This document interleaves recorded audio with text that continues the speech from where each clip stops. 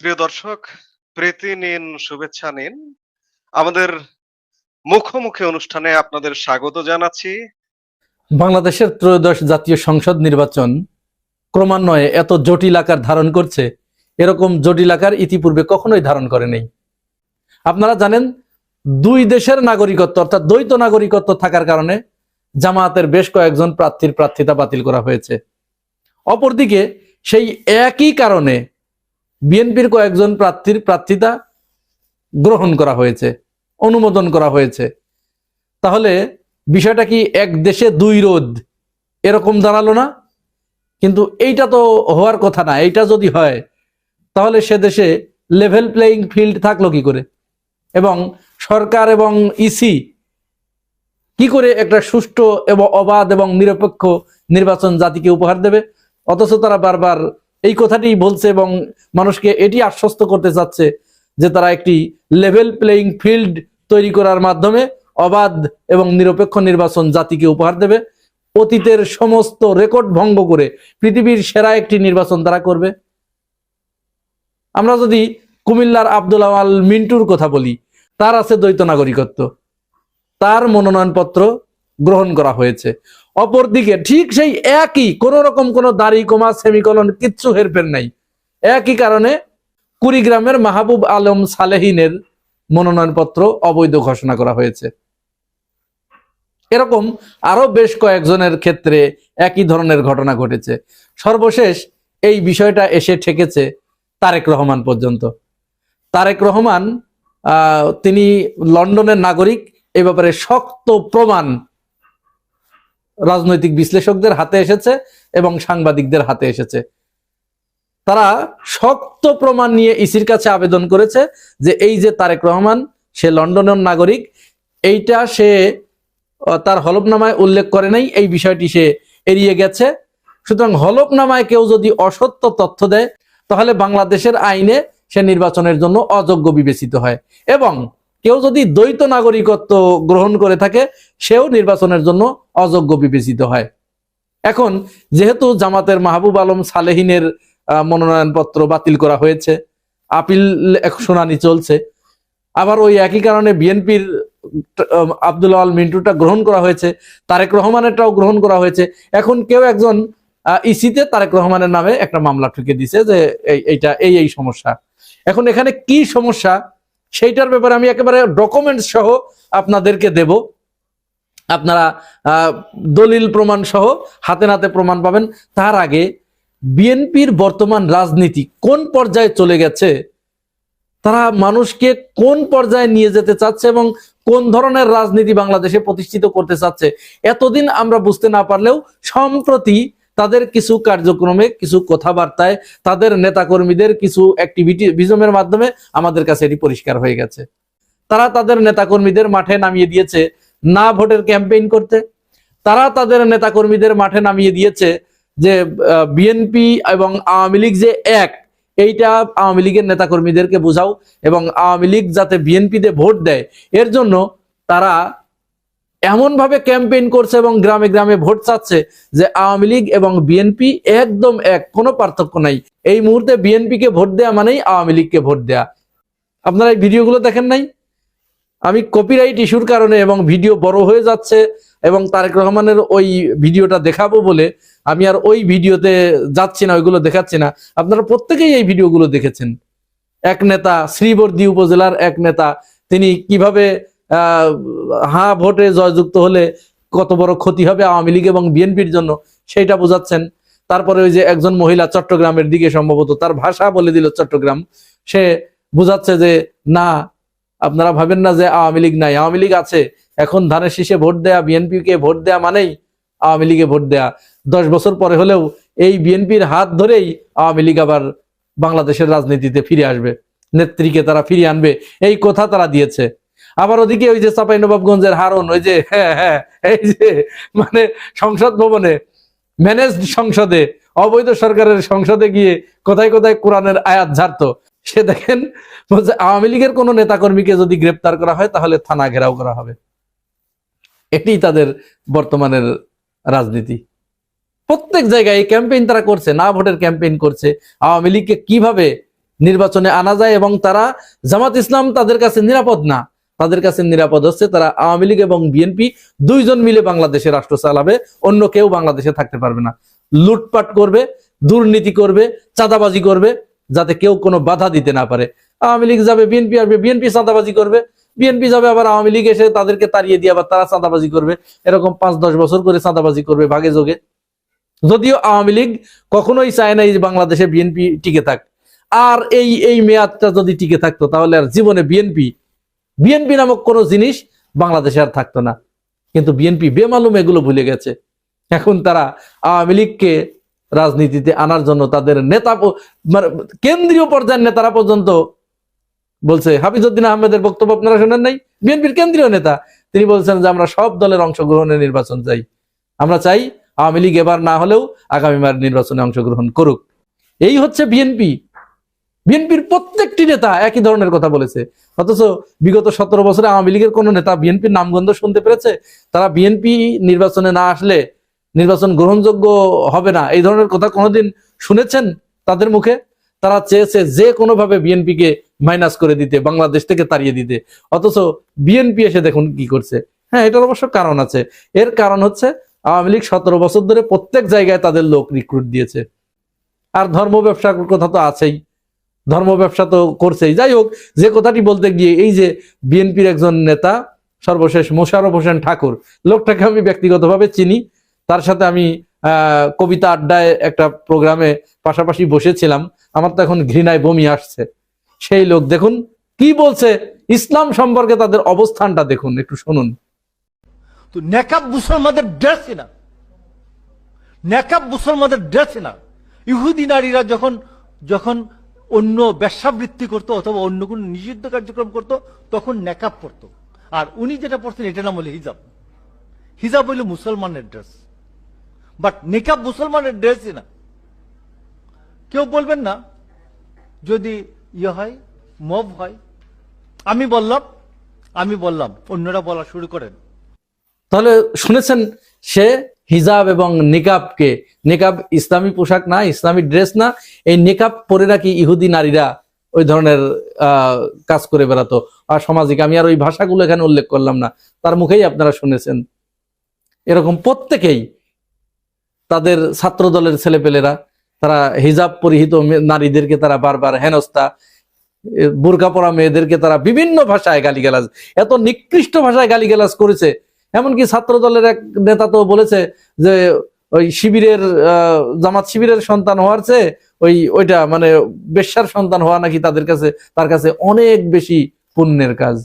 এতদিন ভাবছিলাম যে হয়তো তারেক রহমান দেশে আসলে এর একটা রাশ টেনে ধরবে এবং এটি বন্ধ হবে, কিন্তু তারেক রহমান আসার পরে মনে হচ্ছে আরো বেশি করে শুরু হয়েছে এবং তারা খুব জোশ নিয়ে এটি শুরু করেছে।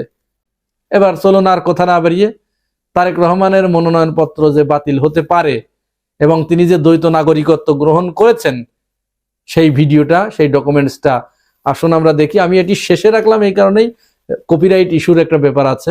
যদি ভিডিওটা দেখতে না পারেন তাহলে আপনারা বুঝবেন যে কপিরাইট ইস্যুর কারণে ওটা কেটে গেছে।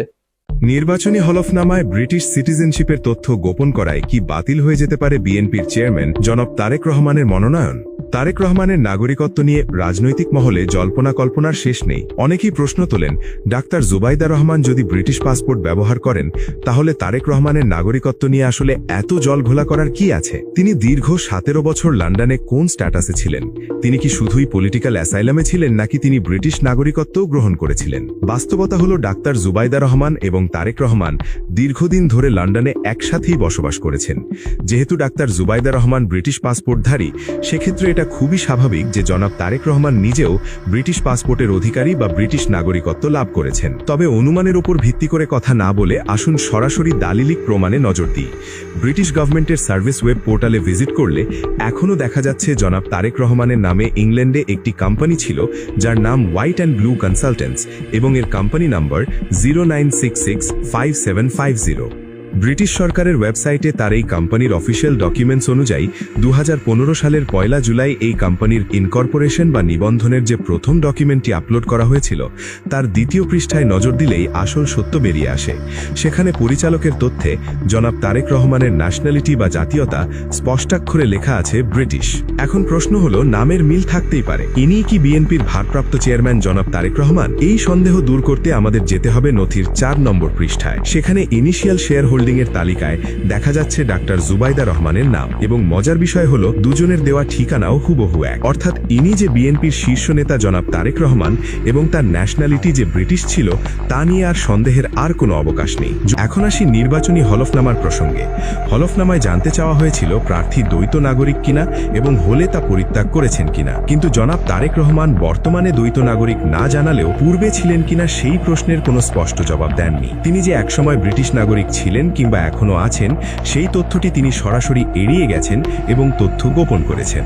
বিশেষজ্ঞরা ধারণা করছেন জনাব তারেক রহমান ব্রিটিশ নাগরিকত্ব পরিত্যাগ করার রিস্ক নিতে চাচ্ছেন না। দেশে আবার কোনো চ্যালেঞ্জিং পরিস্থিতির সম্মুখীন হলে তিনি যেন সহজেই আবার ইংল্যান্ডে পাড়ি জমাতে পারেন সেই রাস্তা তিনি বন্ধ করতে চান না। ব্রিটিশ নাগরিকত্ব গ্রহণ করেও সেই তথ্য নির্বাচনী হলফনামায় গোপন করায় জনাব তারেক রহমানের হলফনামাকে কেউ পর্যাপ্ত কাগজপত্র দেখিয়ে চ্যালেঞ্জ করলে বাতিল হয়ে যেতে পারে তার মনোনয়ন।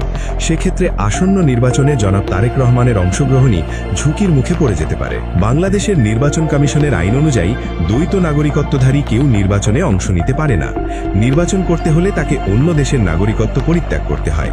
জনাব তারেক রহমান ব্রিটিশ নাগরিকত্ব পরিত্যাগ করে থাকলে আইন অনুসারে মনোনয়নপত্রের সাথে নাগরিকত্ব বাতিলের ডকুমেন্টস জমা দিতে হবে, কিন্তু তিনি দ্বৈত নাগরিকত্ব অস্বীকার করেছেন।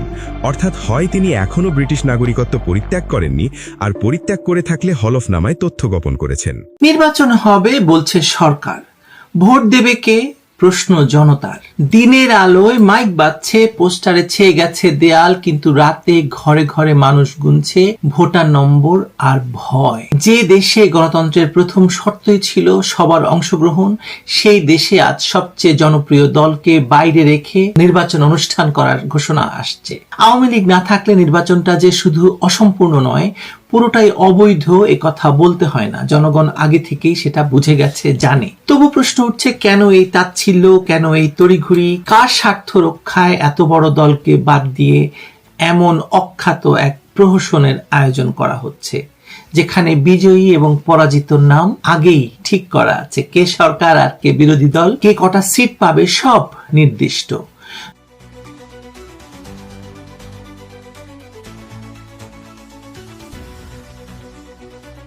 জনমনে ধারণা, সামনের সংসদে বিএনপি থাকবে সরকারে, জামায়াত এনসিপি থাকবে বিরোধী কাতারে। কেউ জিতবে, কেউ হারবে, কিন্তু খেলার রেফারি যে আগে থেকে নির্ধারিত তা লুকোনোর চেষ্টা করছে না রেফারি নিজেও, মানে নির্বাচন কমিশন। এই ধারণা শুধু গুঞ্জন নয়, প্রকাশ্য রাজনৈতিক বক্তব্যেও এর আভাস মিলছে। ফলে নির্বাচনী তফসিল ঘোষণার আগেই মানুষ ফল নিয়ে নিশ্চিত, আর এই নিশ্চয়তা মানেই মানুষের কোনো উৎসাহ নেই। যে উৎসাহ জনগণের নেই তা দেখে বিদেশিরাও প্রশ্ন তুলছেন, ইনক্লুসিভ না হলে কি হবে, ক্রেডিবল হবে?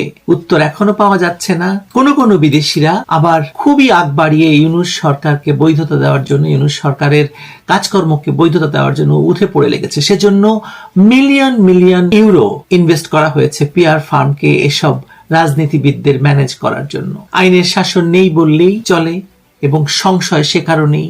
সংবিধান আছে, কিন্তু তা যে কোনো রাতে যে কোনো অধ্যাদেশে বদলে যেতে পারে। এই আতঙ্ক মানুষকে ভোট কেন্দ্রে যেতে দ্বিধায় ফেলে দিয়েছে।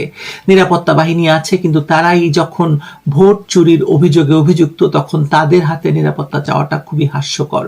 গণমাধ্যম আছে, কিন্তু অনুসন্ধানী সাংবাদিকতা যখন রাষ্ট্রদ্রোহ হয়ে যায়, যখন সরকারের বিরুদ্ধে কিছু বললেই আনিস আলমগীরের মতো সাংবাদিককে আটকে রাখা হয়, অন্তত পক্ষে শখানেক সাংবাদিক এখন কারাভ্যন্তরে আছে, তখন সংবাদও আর জানতে ইচ্ছা করে না কারো।